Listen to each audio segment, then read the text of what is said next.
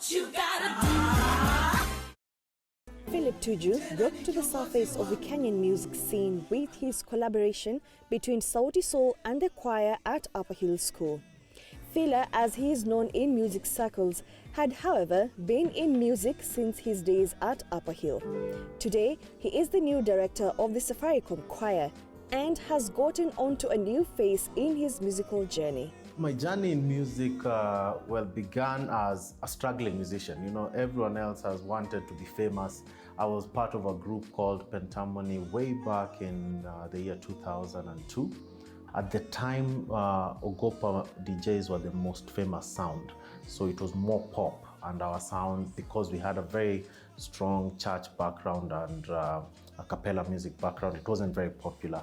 But I feel that that foundation gave us that opportunity to grow as singers. As he takes on the new role in the choir, Philip has been thinking about his career and the new direction it is taking. The background of singing in a group and singing in different harmonies has enabled me work my way to understand how to compose music and arrange music.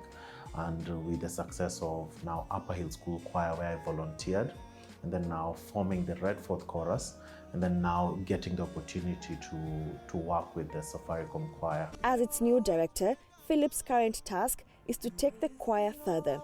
The first few weeks on the job have given him a glimpse of what's to come. Making an album with the Safaricom Choir during the pandemic will demand creativity from him. The theme that we're working with for the album is that we want to bring the nation together. We want to bring the whole country together using music while still embracing our cultural diversity.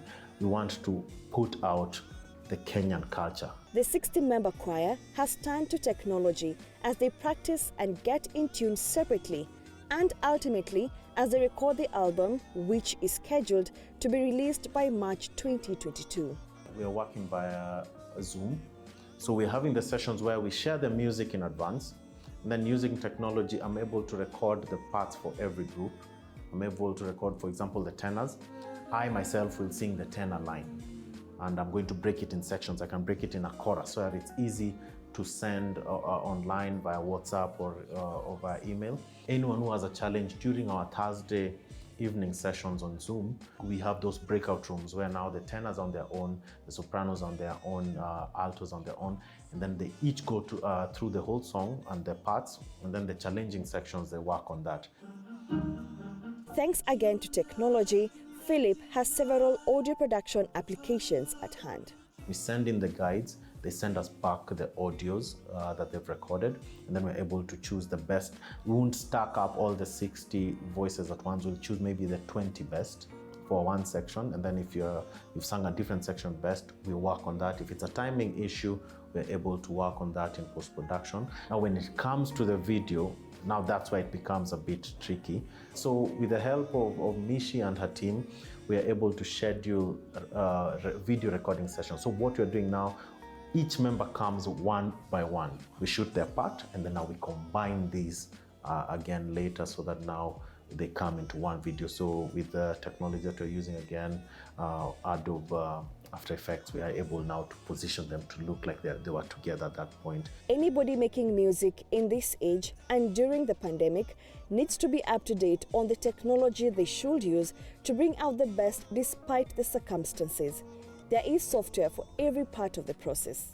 And so, despite the challenges brought about by the pandemic, technology and the internet are helping Philip and the Safaricom Choir achieving their goal of not only recording and releasing their album by March 2022, but bring people together through music once again through their combined talents.